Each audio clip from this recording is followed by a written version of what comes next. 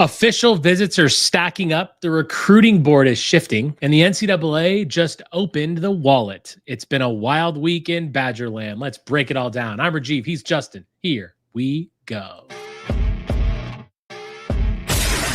Welcome to the Bucky Report, your destination for all things Wisconsin Badgers. Authentic takes. Oh my God. Game analysis. Touchdown Badgers! Ring one up! And discussion from the fan perspective. Woo-hoo! Thanks for joining us and on Wisconsin. Welcome to the Bucky Report. We are your hosts, Rajiv and Justin, back together on a Sunday evening to talk about all things Wisconsin Badgers. On today's show, we'll start with the latest buzz coming out of the second weekend of official visits. We've got new names to watch, updates on top targets, and maybe a clearer picture of how the 2025 class is shaping up. Is Justin worried yet? Judge Claudia Wilkin has approved a landmark settlement that will officially allow schools to directly pay players. What does it mean for Wisconsin? How might it affect recruiting? And where does the sport go from here? With John Blackwell returning to Madison, we discuss what that means for this team and give an early prediction on our ceiling and floor in the Big Ten basketball season. We are available on YouTube and wherever you get your podcasts. If you like what we're doing, hit the subscribe button so you know when we make new content. Hit the like button, do all that fun stuff. It helps out the show. Thank you very much. Will Hanna leading us off. Hi, fellas. Good to see you, Will, as always. Also, get your questions in the chat. We might have some more extra time for questions at the end as well. Anything else that you want to get into? Justin, how are you? How was your weekend? You got a new grill. You got to talk about that. Yeah, I kicked my butt today. I decided to go to the gym and then put together my Blackstone after I got done with that. That was a process. It cooks great. I love it. I'm glad I have it. I will be making good use of it. But I could have done without the building process today for a project after the gym. I have heard that is quite the difficult thing to put together. I don't have a Blackstone, but I do need to get one. I just got off a plane. Just heavy and clunky. But they're fun to cook on. And, Absolutely. you know, I need to do that. I just got off a plane. I'm back from a 5-day vacation to Indiana to see my family. So I literally landed about 2 hours ago. And here I am. So, yeah. It's just and I'm in a week and a half. I'm going to Alaska, by the way, Alaskan cruise in a week and a half, but I'll be here for a week and a half. So my summer travel is starting to ramp up, man. Starting to ramp up. You know what's not ramping up, Justin? The 2026 recruiting class doesn't appear to be ramping up to the level that we want it to ramp up to. Second weekend of official visits is now in the books. Let's just quickly go through who was here. We've already shown film from a couple guys last week, Jelani Miller, Jamie and Theodore. So we're not going to do those today. We are going to touch on some film from the other guys that were there this weekend who have not committed. So Chase Jeter is one guy that we're going to go through tonight. He is a cornerback / safety out of Ashburn, Virginia. Zachary Taylor. And then Jamie and Theodore was there. Jelani Miller was there, who we've already talked about. And then, of course, some commits that we already have. Ben Novak, Maddox Cochran, and Aiden Reeder. Ryan Estrada was going to be here, but that got canceled. Let me start there. What are your thoughts on the Estrada situation, Justin? So I'm bummed that they canceled the visit. I would have liked to have seen him in this class if possible. I will say this. I don't think we put enough effort into him to be able to lock him down anyways. Like, he blew up over the last month or so. And given that we weren't exactly just locked in on him, I don't think that we would have been able to close him anyways. So my perspective on it is kind of like, it's all well and good if you're looking ahead of time and really trying to double up this class. I don't feel like that was the plan from the get-go, the feel of it. So I guess it doesn't really matter. But I'm very curious with how the running back board has played out in general this cycle. And it feels like there's a couple of positions I think we could say that. There were a lot of visits canceled, and that was normal last year too. But we're seeing a lot of like wide receiver visits canceled and stuff like that. And we have guys that I know just haven't committed yet. And that makes me very uncomfortable when I think that room needs bodies. And I know people have talked about for like the wide receiver room, they're probably only going with 3. I think that's a mistake. I think that we need to kind of fill in the bottom of the room. And I think that if we honestly look at it, I think that we probably would say that room isn't exactly loaded with high-end talent to begin with. I think we like Hilton a lot. And we think Tretch has some ability. But after this year, there's a lot of bodies leaving that room that are going to be counted on this year for production. And I'm not sure what's going to be left after that. You're going to have young guys and Tretch pretty much. I mean, we need to hit on some of these guys for sure. Pettit, Washington, and that list kind of goes on there. Mm-hmm. Amari Latimer also was back in Madison as well. That commit has not dropped yet, but I feel like Badger fans are sort of expecting that to happen any moment now because, they did bring him back up for another visit. We got a question here from Mark D to the staff. Cancel is trying to visit due to Latimer possibly committing. Probably at this point, right, Justin? Yeah, I think there's a lot of smoke there, but it's an uncomfortable situation when you have a kid who hasn't completely shut down the possibility of additional visits. I never like to look at this. If regardless of what is expected to happen there, anything can happen when a kid sets foot on another campus. Right. And because of that, like it's possible he goes there and has the time of his life, and then you're just suddenly sitting there like we went from being way ahead to suddenly watching somebody that you expected to be in your class gone. And Wisconsin would be in a bad spot. I'm not going to lie. Like when you cancel these other visits and Ryan and had talked in the Discord a little bit about this. I agree with him. I don't like the idea of ever canceling visits. If you want to stop a kid from potentially committing, that's fine. But I think you're doing yourself a disservice and putting yourself in a tough spot when you cancel visits, especially if a kid's really high in your school. And maybe you feel like you can damage control that to potentially get back in on somebody, but I think that's really risky. Yeah, Michael Wagner asks, why does the school cancel a visit? I mean, it's a fair question. Like there's a lot of reasons for it, but what harm is really going to be done by having a kid visit your school? There's no harm there. If they don't commit, they don't commit. If now maybe they're not high on your board, you're high on their board, you don't want to give them the false impression, but at the end of the day, it's a visit. It's an official visit. It's not going to hurt. I think potentially the risk that's there is you have a kid that wants to commit and then having to say no. Okay. Or also potentially feeling like that's a kid that's like maybe like a B level guy and you have an A guy that you feel really good about, but hasn't quite tipped. And you don't want to end up taking the B guy and being like, crap, I just talked myself out of the A guy. But that's not Ryan Estrada. I would take him. I mean, yeah. Absolutely. He's the guy that we need to like. He's different than Latimer, but I think he's a stud. I would absolutely take him in a heartbeat. I would have taken Jamal Rule. I really like this film too. Like if I don't like playing games with recruiting, and that has nothing to do with any of the kids, but I'm pretty much of the mindset of let whoever wants to be in the class be in the class. If they're high up on your board, don't play games and take the people who act like they want to be here. And when it comes down to that, I want guys who are going to show that they want to be a part of class and they want to be part of the recruiting effort. And this class has felt very lukewarm with that. Other than Tayshawn Bardo, who's been just just crazy with selling. Like that kid has really been busting his butt to try to put this class together. But I feel like there's a few guys that you would like to have that would be more vocal. Agreed. And I'm hoping that Hopkins will be that guy too at some point. That vocal sort of. I'll answer this one real quick here. Pusher and leader. Mark D, what's the difference between official and unofficial visits? So when it comes down to it, the staff can basically cover an entire visit for an official visit. When it comes to an unofficial visit, they basically can do things like they can give a couple of tickets to the game. And other than that, they really can't give anything towards the visit.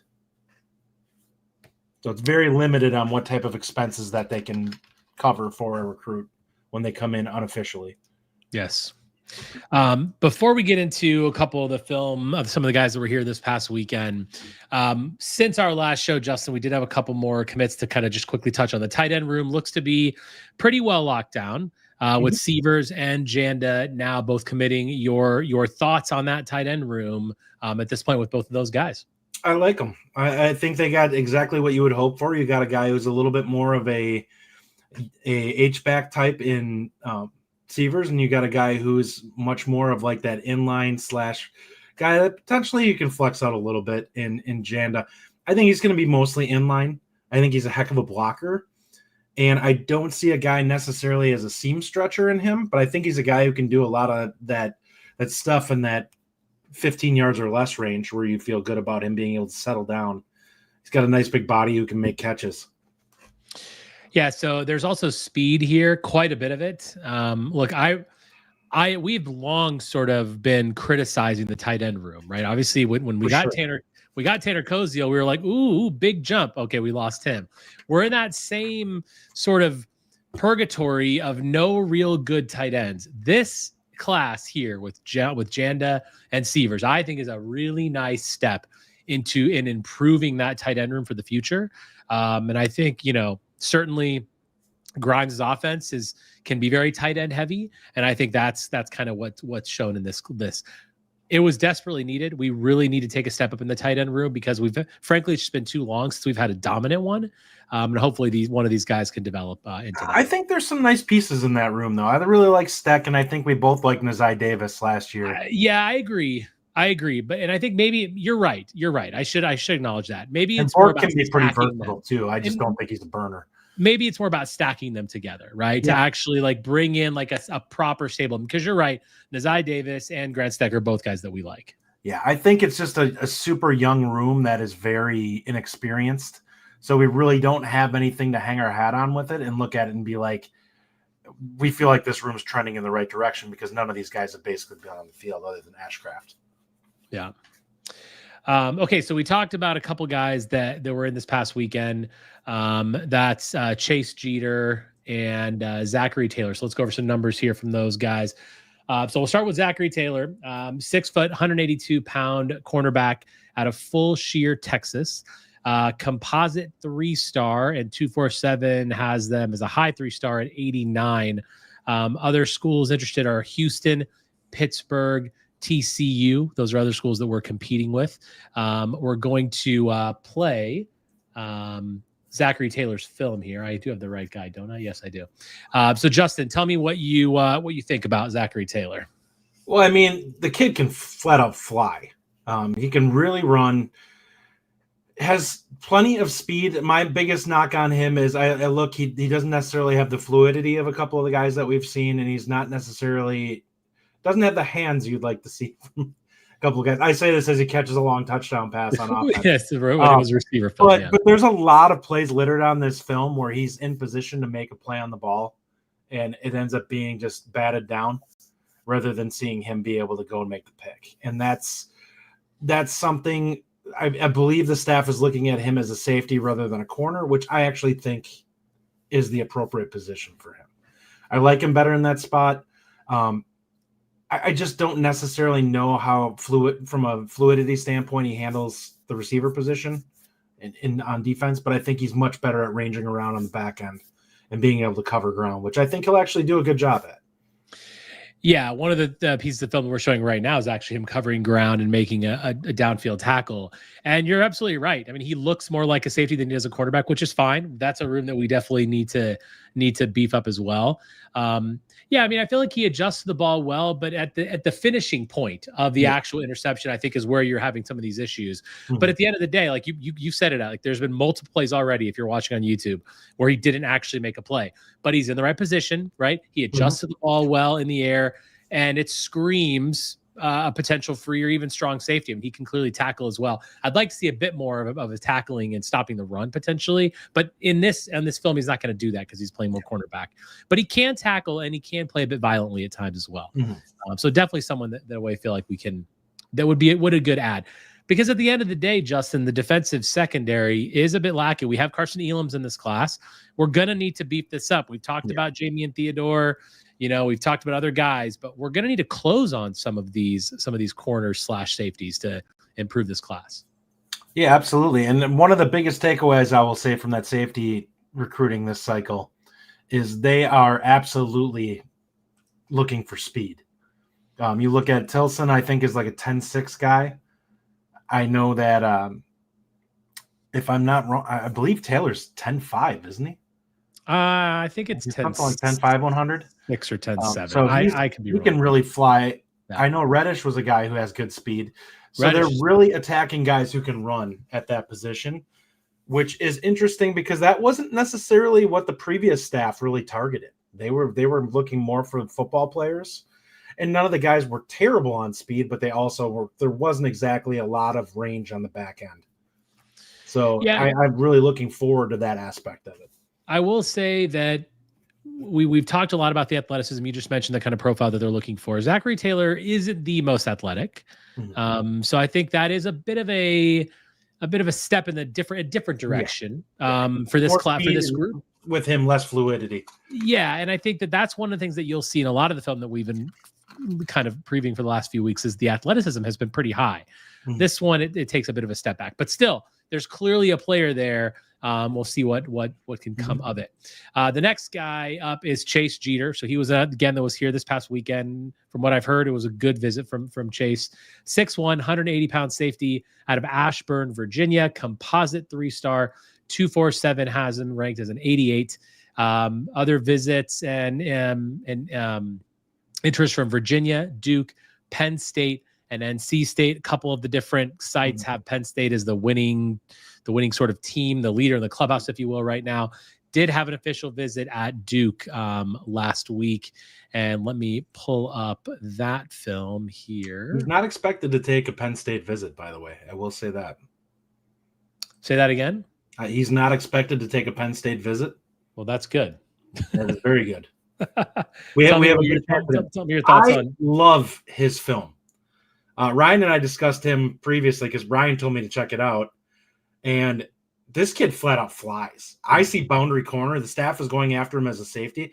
I think this is kind of going to be a Jameer Scott situation where he's a kid that they feel like has some versatility, but he can really run.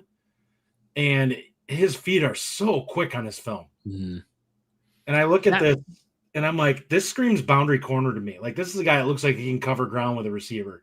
He can sit on somebody's hip. You can definitely see that if you're watching on YouTube and we showed Zachary Taylor's film and then now with Chase Jeter, there's a clear difference in athleticism here, which is good. I agree with you. I think one of the things that you've seen a lot here is tackling. It's kind of like stopping the run and being disruptive in the backfield. And that I think is where you get that safety, that desire from, because we know we need more disruption in the backfield. And I'm not saying this is going to turn into that, but I do agree with you. I think he appears to be an extremely athletic cornerback that looks like he can make plays and can be a boundary corner. I don't know if the ball skills are quite there for that boundary corner and whether the speed is there. How is he? He's a pretty fast guy. He can fly. He's a 4.4 guy. 4.4. Wow. There you go. So, and I look at him and I see he's similar to Raheem Stroud from last cycle to me a little bit. I think he might be a little bigger than him. But similar speed profile where you see a guy who could flat out fly, and that's his superpower. Like, he's a guy who covers ground, but he also has really good quickness in short area. So it's one of those things where he's got the best of both worlds, where he's capable of just taking off like a jet, but is not going to be a guy who has to build up speed. Yeah, some of the highlights that we're showing now are actually on special teams. He was a return man. He's been a gunner. He's pretty active all over the field. He's kind of a bit of an Iron Man renaissance kind of a player. But yeah, I mean, here's a boundary corner rep right there. He definitely has the ability to play that boundary corner. You think even in the Big Ten, he can go up against that Big Ten competition in your eyes? I mean, he's got to put on weight. He's not ready to do it now. I think if you can get him to 190, I think that he'd be fine. He's got decent size. I would guess that he's probably close to 6 foot. So I think he feels very much like Scott from last cycle, where I think he's got that versatility where they probably would get him in the class and say, we're going to put you wherever we feel we need that we can fit you best. Because I think he can do either one and do it effectively. Yeah. So again, Jeter and Taylor were here. Jelani Miller and Jamie and Theodore were both also here this weekend. Now I've heard that the Jelani Miller appears to be someone who I feel like we're looking good with, right? I'm not saying it's done, but Apparently, the visit went very well with Jelani Miller. We previewed him again last week, 6'5", 305-pound interior offensive lineman out of Goodyear, Arizona. The West Coast schools are in on it. Yeah. But I think if we can lock down Miller big guy from an education standpoint. Right. And he's a composite 3-star, but that's someone who I really feel like we need to land. Justin, overall, we have 11 guys so far. This is a big time to land some of these recruits. Are you concerned?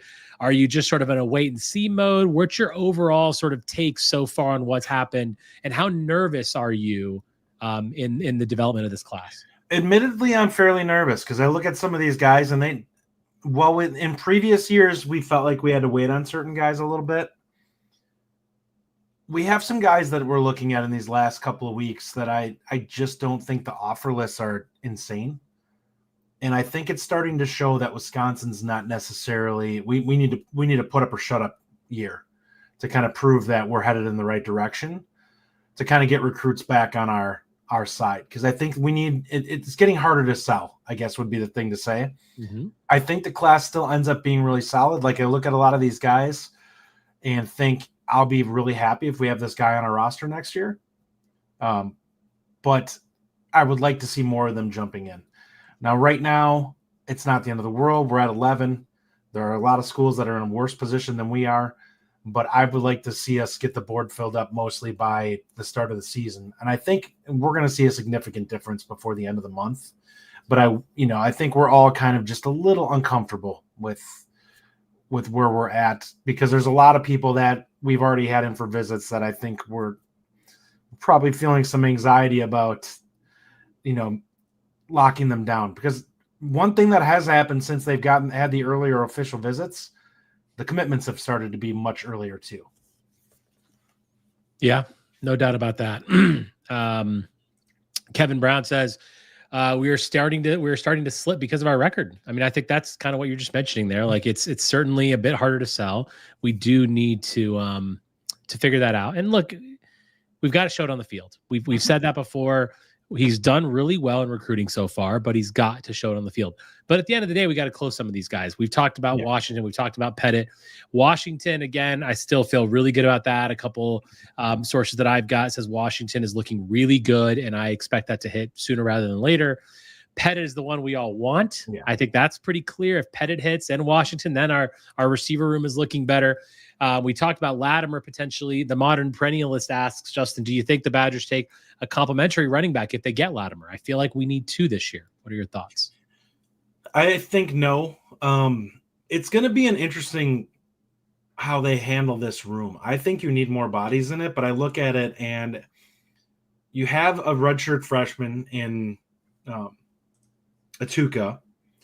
So basically, right now your running back room is a junior in Yakimelli, 2 true sophomores.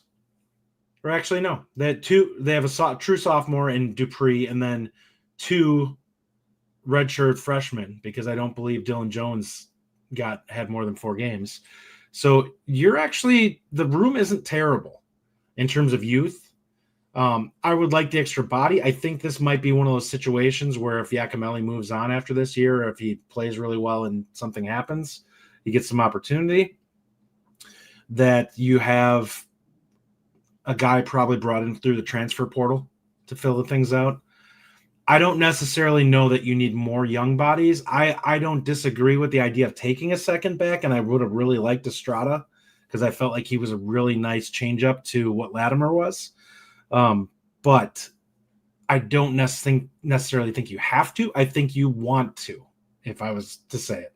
Like, I don't think the room is going to be in a terrible spot if you only take 1 back, but I do look at it and feel like I wish I had 2 guys just in case. I absolutely think you need 2. You had 0 last year, take 2. You got to build something. And I know that the transfer portal brings into a whole nother element of this that you can always build there, but I think you take 2. John Shahidi asks, of the 11, how many 4 stars? Obviously none right now, but Justin, how many do you think can develop and grade out into 4 stars of the 11 that we have right now? Off the top of my head, let me think. There's a lot of guys that are going to be fringe. I'm going to just say that right now. I think Hopkins can definitely be one. I think that there's going to be a couple of guys that come in that are going to be in that ballpark. I think if they get Latimer, he should. I don't care what they grade him. He's a 4-star. Like this is moronic that 247 has him at an 88. He should be like a 91 or a 92. Like it's sometimes the ratings aren't that hard. His film screams it.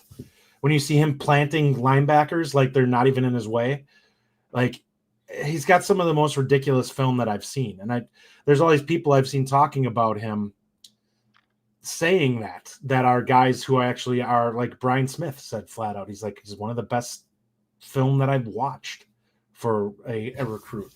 So I think they're going to probably end up somewhere in that 4 or 5 range. It's going to be a step down from where they've been. And that's going to be if some guys pop up. I think offensive linemen could take a jump. I think, obviously, if they get Latimer, he's got an opportunity. If you get a guy like Washington, I think he has a chance to be a 4-star. I think Hopkins has a chance to be a 4-star. And then I think even a guy like Aiden Reeder has a chance to jump into that 4-star range. So I would say of the 11 that we have now, the 3 that I would sort of earmark to be potential 4-stars are Hopkins, Reeder, and Ben Wenzel, who I really, really like. And I think he is. I'm curious if they even give him a second look, but I don't disagree. I just think he is so underrated. He's an 86, which is bananas. He's not an 86. That's just not an 86. Watch this man's film. Also, I think Jack Severs is another one that could potentially pop up into that. His speed certainly can pop up into the 4-star. So of the 11, maybe 2 or 3 get to the 4-star. Certainly there are other guys that definitely need it. Modern Perennialist agrees. My guess is 3 or 4 4-stars by the time they grade out. Will Hanna, Hopkins, barring injury, will be a 4-star. The big thing about Hopkins is he's about to play at the best high school program in the country at modern day. It doesn't get easier than what he's going to have coming up. Like he's going to have a couple of 5-star wide receivers, doesn't he? And a 5-star tight end. Yeah. Yeah. Washington. Like there's a lot of the players that he's going to be playing with are already committed. So yeah, there's quite a bit of talent there. But yeah, I really do expect Hopkins. And when you watch some of these guys film, and we watch a lot of it, and you just kind of can see it out there, the athleticism, the way that which these guys move. You can kind of see that 4-star ability. When you watch Pettit's film, that's exactly what I'm talking about. Like that's just insane film. But he is a composite 4-star. Like he's a guy. That's what I'm saying. Like you can see that 4-star when you watch his film, which is why I think everyone needs to be reevaluating Ben Wenzel, because I don't know what people are not seeing, which is what I see as a 4-star linebacker. But hey, that's just me. I don't know. I mean, all it out. Any last thoughts on recruiting OVs before we move on, Justin? I think we pretty much got it covered. I'm going to be very interested to see who's coming in this next weekend. Ben Duncombe is somebody who I expect to be in. I think he's going to be the Carmelo Reed replacement in this class if we can lock him down. 6'6" kid who's 245, moves really well. I actually think that as an athlete, I like him a little bit better, even though I think physically his upside is a little bit more limited than what Reed's was. I think Reed would have the chance to be just bigger than what Duncombe does, but I think that Duncombe has a lot of ability and is a guy who I think can be almost in that Riger type guy off the edge, where he's got length and actually pretty good burst. He has a chance to be really athletic off the edge for a guy. Ben Duncombe is coming in next weekend. He's an 87 on 247, 3-star, 6'5", 255. He plays Texas football. We talk about Texas football, and that's certainly something that definitely matters. For those listening on our audio platform, we'll pause here for a quick commercial break. If you're listening on YouTube, we'll be popping right back in.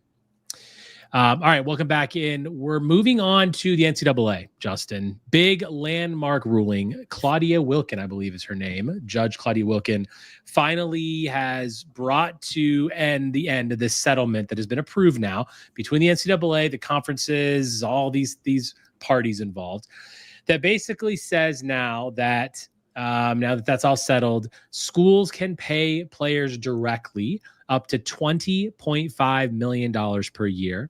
Now that will go up every year incrementally based on some calculation, likely ending at around 30 million after about a 10-year. I think it's 10 years of this settlement agreement. Basically kind of leveling the playing field out to a certain extent. Schools can decide what sports it goes into, whether it's football or basketball or women's volleyball, hockey, all that stuff. But that's the maximum amount that can be paid out by the school. Now, the big thing is this is in addition to NIL. This does not replace NIL. Okay, so that's obviously the NCAA is still fighting this. There's still different parties looking at how to provide rules here and things like that. But ultimately, if you're a school that can generate $5 or $10 million of NIL money to pay your quarterback, you can still do that. You can still do that on top of the $20.5 million. Now, well, Wisconsin, what? The rules are changing a bit there. They are changing, but the thing is, there's not a lot of legal like standing to avoid that. I mean, what's your understanding of so the clearinghouse? There's going to be like you're going to have to prove that it's within fair market value. Now, I don't know how that's going to be handled. There's a lot that needs to come out with that, but I do feel like what it's going to do is it's going to make this very difficult for people to just throw blanket lump sums at players and be like, here, this is for NIL. You're going to do an autograph signing and we're going to give you $5 million this year. So I think what's going to happen is they're going to be really forcing you to prove it. And it will be interesting to see how much stuff there's done that's off the books, because one of the biggest takeaways I've had from all the NIL nonsense is what it did is it made it easier for people to put in protections for themselves. There was always bagmen back in the day. So money was always changing hands before this even happened. The difference is that I feel like a lot of people weren't willing to throw the kind of money that's being thrown around now because there were no protections in place. You hand $5 million to a kid, there's no way to tie it, because if you speak up about it, you're not supposed to be doing it, and potentially you could get your school in a heap of trouble. That's kind of what the same thing is now. Like if you have these situations where you want to pay a quarterback $4 million, you're going to have to find ways to justify it, why he's getting $4 million, and put that into, it's going to have to be cleared that that's valid. And if you don't, you could probably try doing some off the books, but if you're a rich person and you want to pay $2 million towards a guy, but you have no way of, like, you're not going to do it off the books and just throw $2 million at a kid. Like it made, in the old days, it was probably like $250K. Like you could be like, whatever, if I lose this, I lose this. If you're somebody who's like a multi-millionaire, probably not feeling that way if it's a couple mil. I mean, look, you're right. There are more guardrails, but the thing is, like, what we've proven, what's been proven is that nothing the NCAA does is enforceable. I mean, I think that's the number one key takeaway here at this point. Tyler says, no one to enforce these rules. This isn't going to work. I mean, I think this is a fair point. My take on this is, as I've said a couple times now, we are in this weird zone of time that we're going to look back on and say, what the hell was going on in and around 2025? Because you're in this crazy time of, okay, players can make money. Great. I'm all for that, by the way, of course. NIL's nuts. Whoever has the richest alumni basically get the best players. Now schools can contribute. And talking to people inside the university, Wisconsin is very in favor of this. This is big for them. They believe that they can now level the playing field a bit like this, because this is money that Wisconsin's comfortable with and has to actually spend on their recruits. So that is good for us. My contention is that we're still going to have to battle people like Oregon and Ohio State and Michigan who can generate more NIL dollars. So while there's guardrails there, it's simply a step in the direction, which I've said before, of becoming professional athletes, which is when you're going to get into collective bargaining, which is when you're going to get into contracts. And that is where, to me, this ends. And between now and then, all you're going to get is a bunch of shit. Like, I think that's all it's just going to be every year. People are going to complain about it. You're going to hear us complaining about it because it is messy. The one thing I will say is I'm glad that Wisconsin gets to use the revenue that they have now. And that $20.5 million is not going to be a problem for us. So we can spend that, or we can do that. I know that we already had contracts in place that were sort of pending this settlement being approved. So those can now take effect.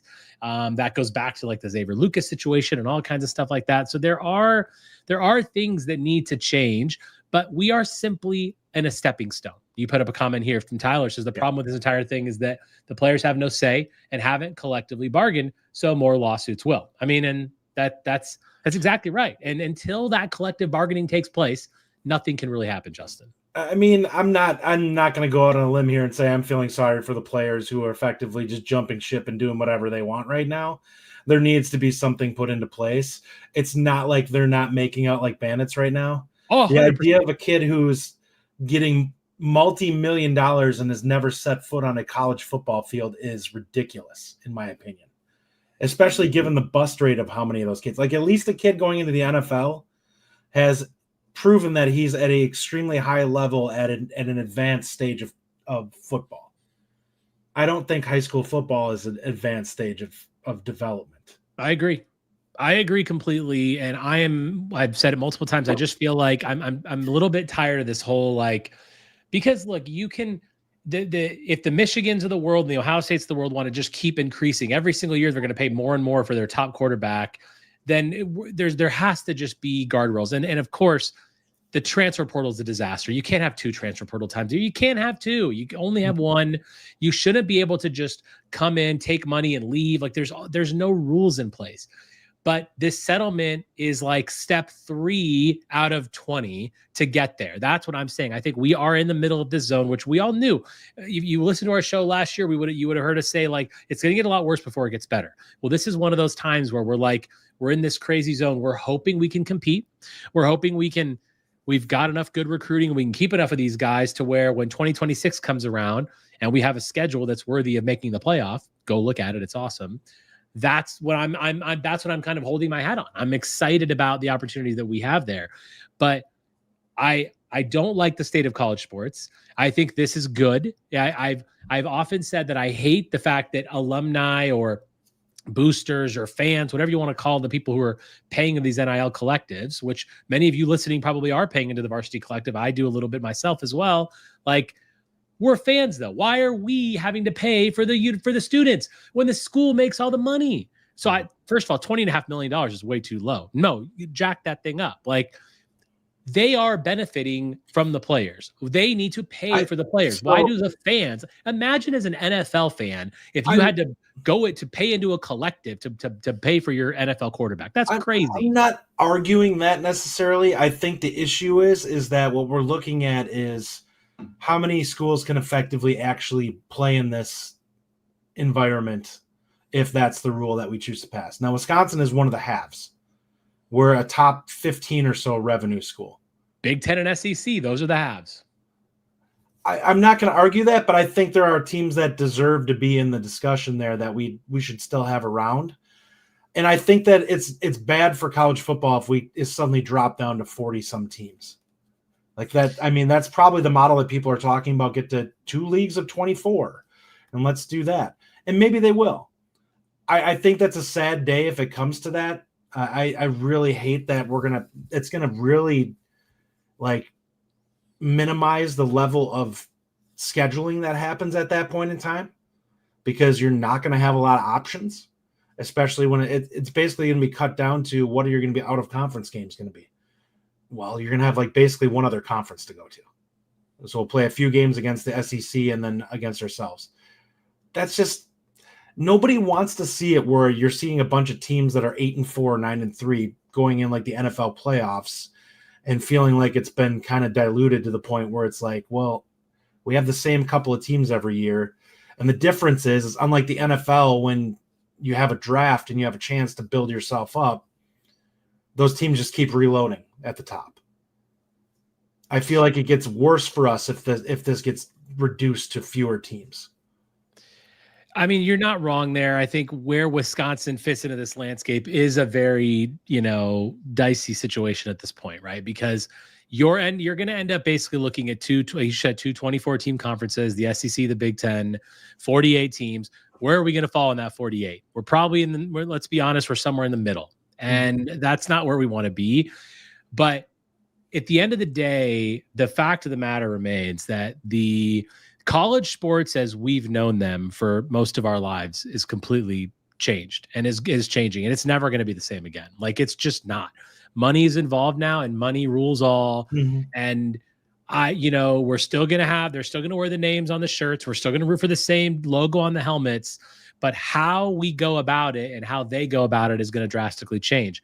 As long as we can be a school that can compete and do that, which by being in the Big Ten, by being in the upper echelon, by being a big revenue producing school, I think we're going to be fine.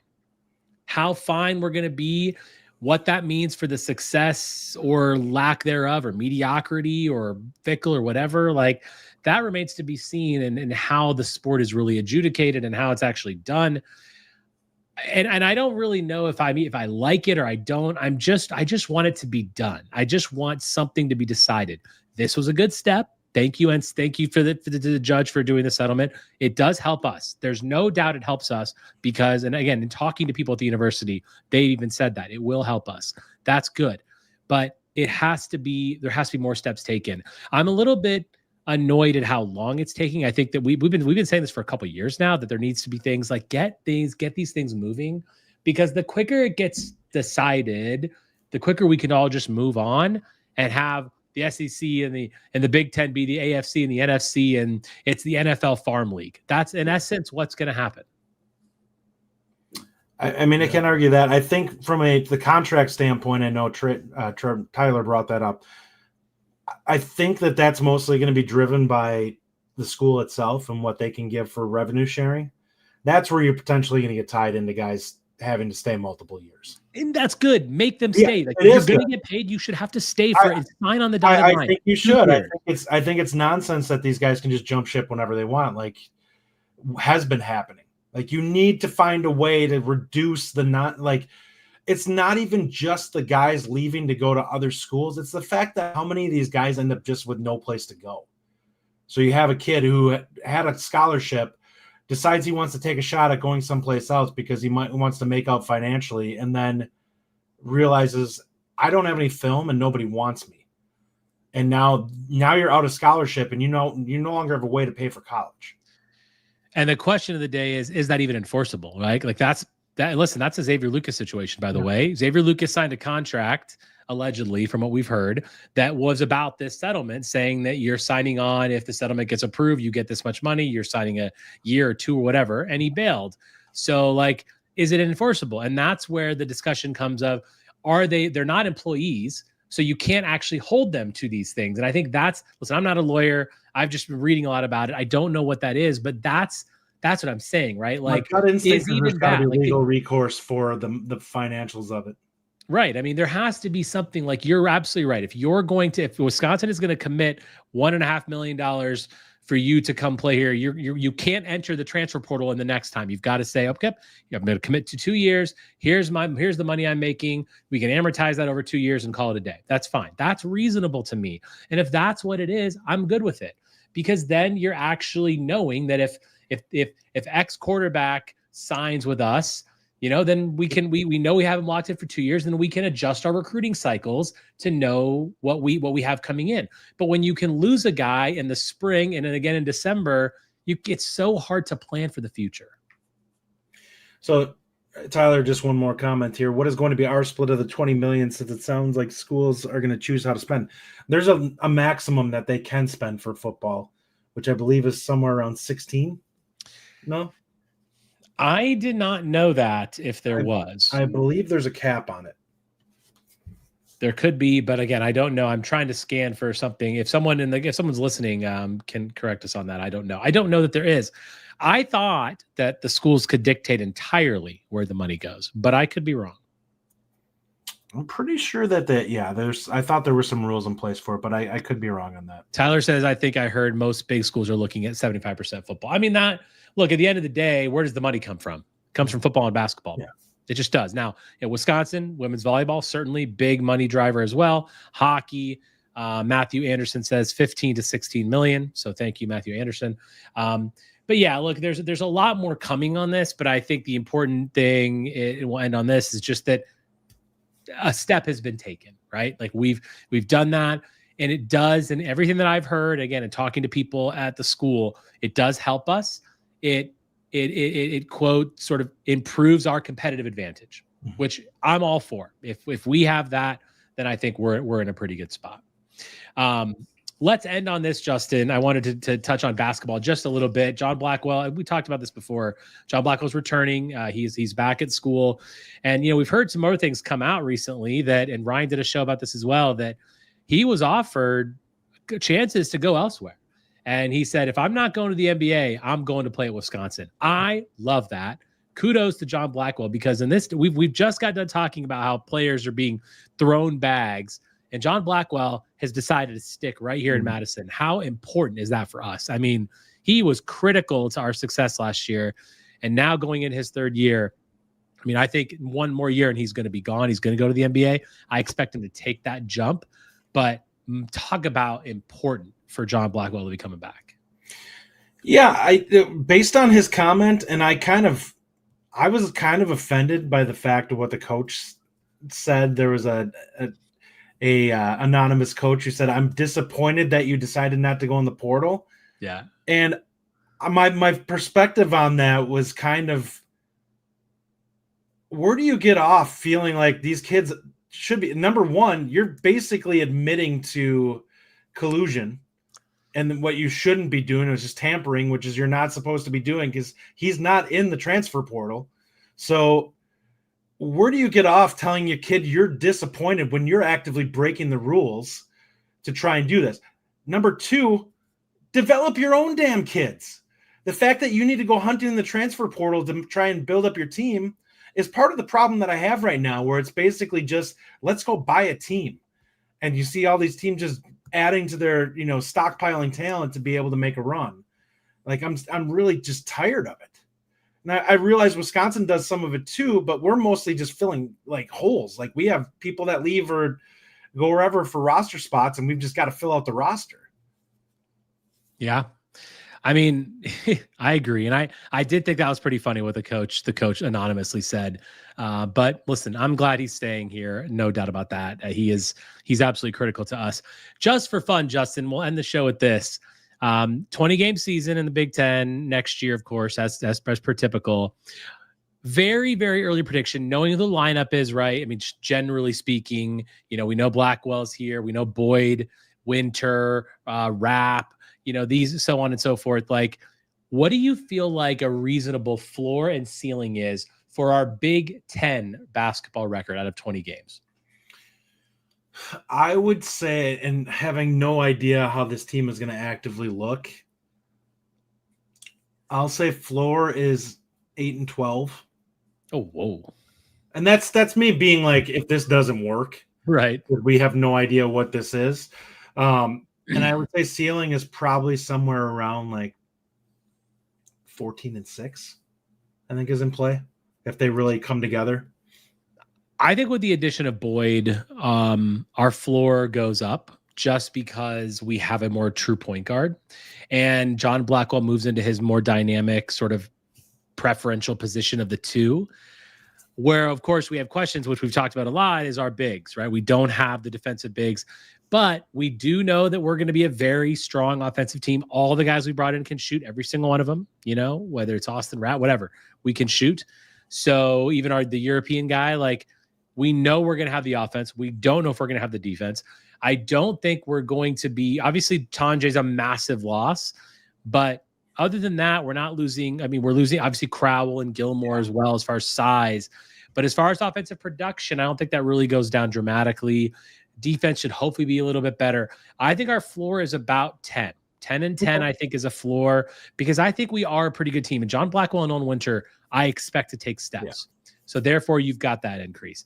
I think our ceiling is about 16. So 10-16, I think, is where we go. I'm really, really excited about the Big Ten basketball season and basketball season starting in general. Of course, we've got a lot of buildup coming into football, but there's that.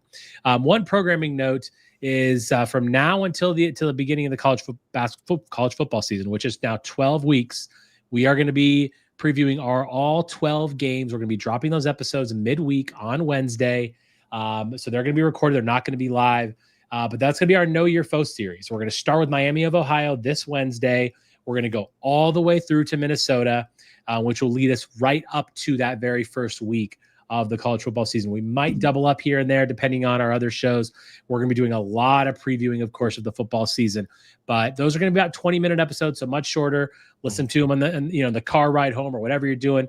But it's a nice way to kind of get to know the opponents. Justin and I are doing research on all our opponents because obviously we know a lot about Wisconsin. We don't know a lot about the teams we're going to be playing. This will help you just learn a little bit more about the guys that we're going to be playing. We're going to go through their record last year, key losses, key returnees, additions to the portal, coaching, all that kind of stuff, just to give you a little bit of a flavor. Obviously, a lot of the Big Ten teams, most of you guys are going to know a lot about anyway. But that will kick off this Wednesday, so look for that episode. Justin, final thoughts before we close this show. Yeah, hopefully it's a productive week. And no one's popped so far from this, but I'm hopeful that we'll see a couple of guys, if not this week, maybe after this next weekend's visits that we start getting in the class. We'll get there.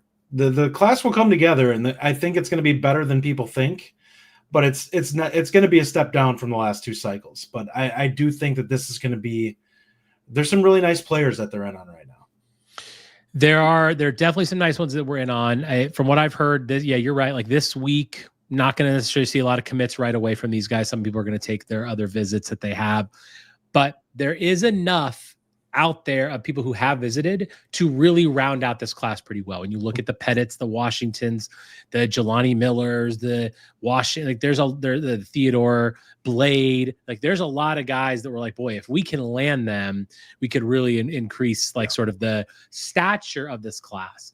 So what I would say is overall, I'm cautious. I am concerned a little bit, but for the most part, Luke Fickell has done pretty well with his recruiting. So I'm not overly concerned, but we do need to close this out sooner rather than later.